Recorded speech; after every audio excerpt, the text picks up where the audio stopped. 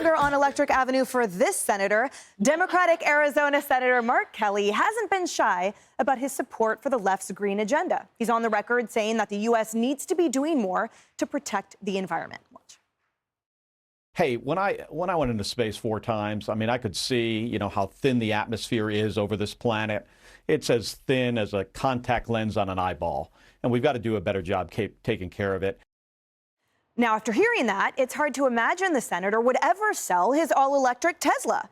But that's exactly what he did, simply because Elon Musk made it. When I bought this thing, I didn't think it was going to become a political issue.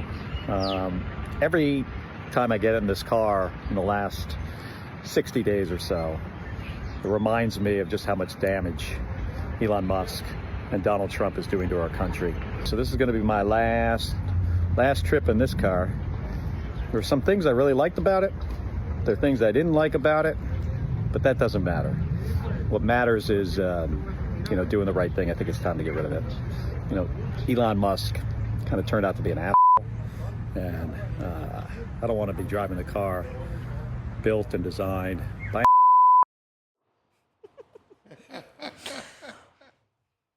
Senator Kelly then posted this video where he posed with a brand new Chevy Tahoe Z71, a car that, of course, runs on nothing but gas.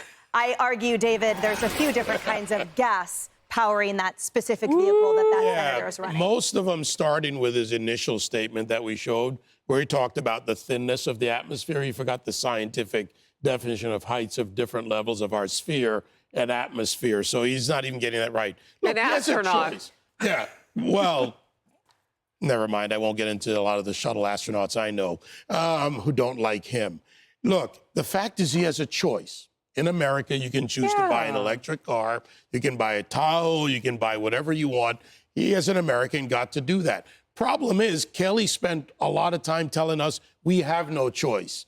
Buy EVs, do this, go with the Green New scam, do all of these things because we tell you so. So hypocrisy is not the issue here. He's just lying to try and make a quick point to signal some kind of virtue, which makes no sense because it's convoluted. And I'm curious, Kaylee, about the lack of explanation for someone who entrusted his life with the value of scientific data. So his explanation seems to be rooted in simply calling Elon Musk a name, saying that he does damage and the like. But the reality is that the engine in his new car, it's described as muscular, it runs on gas. So if he has seen the light, great. If he now realizes how much of those batteries are so destructive to the environment and increases our dependency on China, amazing. But it seems to me he's not there. It seems to me he's cutting off his nose to spite his face instead. Yeah, what an irony. Look, when I'm watching this video of him, he says every time I get into this car over the last 60 days, it reminds me of Trump and Elon Musk and the damage they've done.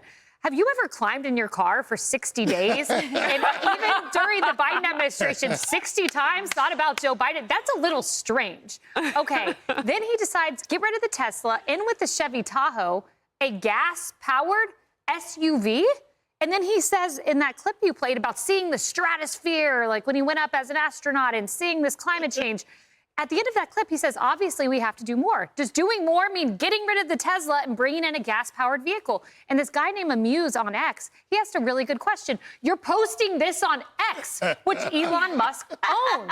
So just riddled with irony here. I want to talk about the lost opportunity, Harris, that I see in this senator, and it's this.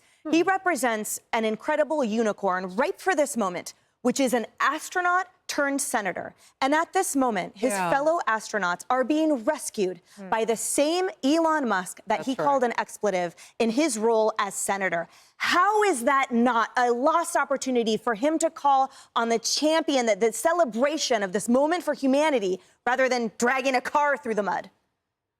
Well, I mean, you pointed out he can't tell which part of the atmosphere, stratosphere, and troposphere we live in. So apparently, the astronaut wasn't trying to overthink this. This is not about Elon Musk and what he can do and the things he can rescue. And I look forward to talking more about what's coming up with those astronauts coming home and Dragon X that went up to get to them and all of that. This is not about any of that for Mark Kelly or for many of these Democrats. This is they hate Trump. And they hate him so much they're willing to tear down anything that Trump builds. So the people with whom Trump works and chooses personally to take this country to a higher spot. They hate that. And he could have bought a different electric vehicle. That, to me, would have been a bigger, kind of, if you want to get graphic about it, finger in the air, because Democrats do that. They like to get graphic and profane like that, apparently. I mean, if you really wanted to stick it to somebody, you would have done that. But you didn't. You went out and you probably bought what you always wanted to buy anyway. Living in Arizona, a big truck, girl would know. I mean, he had the choice. God bless him for having the choice. Now let's study atmospheres.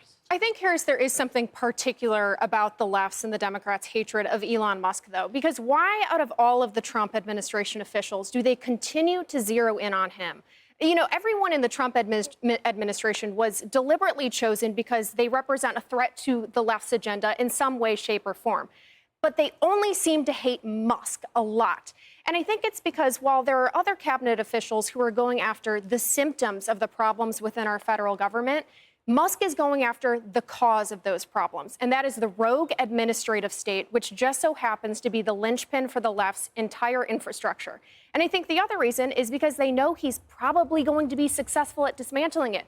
Remember, Musk has already dismantled one of the left's other key institutions, their grip on social media and big tech.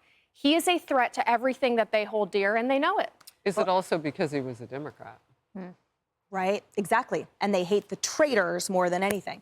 Hey everyone, I'm Emily Campagno. Catch me and my co-hosts Harris Faulkner and Kaylee McEnany on Outnumbered every weekday at 12 p.m. Eastern, or set your DVR. Also, don't forget to subscribe to the Fox News YouTube page for daily highlights.